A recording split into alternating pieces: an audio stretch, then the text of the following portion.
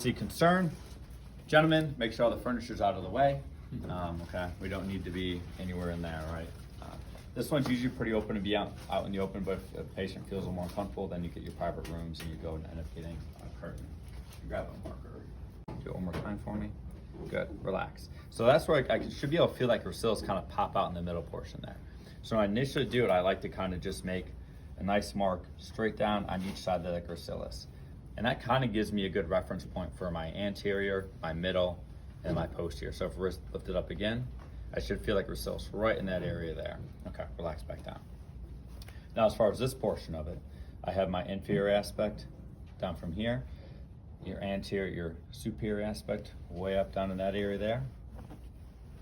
So you can kind of divide that into your thirds there. I should have this a little bit higher, but if I want to divide that into my thirds, somewhere here. So this is going to be kind of all my go zone of where I can hit. I don't really want to go down in there, get too deep with that one. All right. You can find a nice tender spot up in this upper third.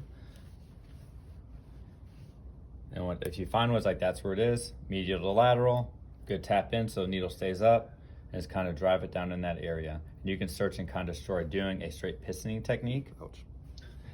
Or you can do like a fanning where you're fanning up and down that whole muscle area there. So, and then you can do to the point where like if you learn like the trigger point stuff, you kind of beat it into submission. I just find that more uncomfortable when people have pain. So if I get in that area and it's a little painful and get a couple trigger points, I'm happy with that for day one. I got some effect out of it. And the more likely they'll tolerate that a little better and come back for day two. Some people are going for punishment, they love that trigger point stuff. Just gotta do what your patient wants. Okay, so now let me see your hand real quick here. I can go a little bit extra to kind of make that equal to his 2 fingers. So I go down, I find the trigger point spot again, and the same thing. I can go a little bit deeper here. I don't have concern for any vascular structures down there. Now for the gracilis, I'm just gonna use 30s. For him, I'd probably honestly use 40s. We can do 30s.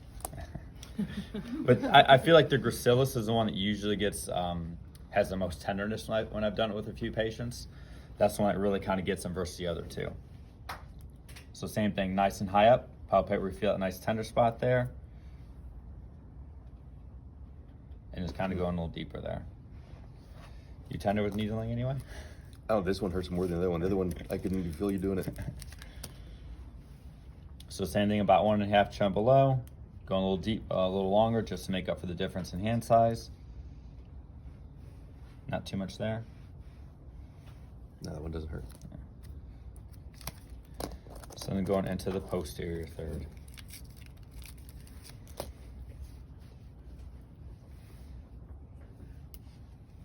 Same thing, high up. Achy there. I think the adductor is generally tender on a lot of people anyway. It's just not, doesn't get a lot of love in that area.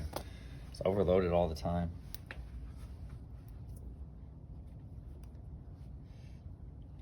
So then I'm gonna stim this up on you too. You're gonna hand me the Easton machine? If I get a response like that, we gotta stim it. Pull this one back a little bit. That one really hurts. Yeah.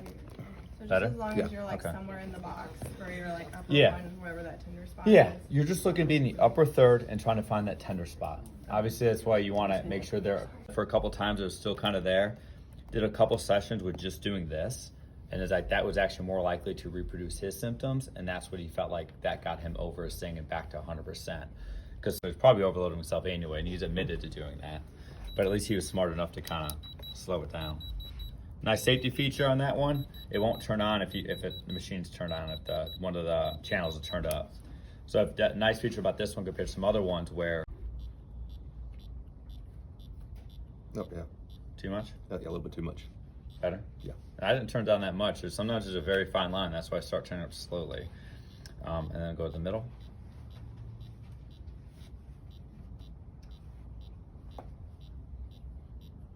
Yeah, I feel it.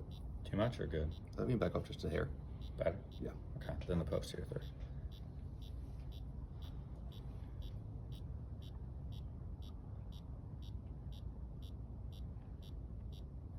Yeah, I feel it. Good. Too much? It's just a little bit too much. Better? Yeah. Okay. So that's why I start light off. And if someone that was, cognizant, aware of what's going on, they've had it done a few times, 3 or 4 times, they know what they like.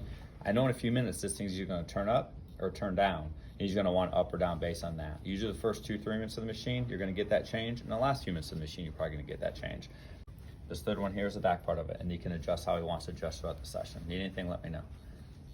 So once I feel comfortable with the patient, they feel comfortable with it, I have no problem doing that. I don't do it to everybody, but I give a lot of people that option if they want to do it like that.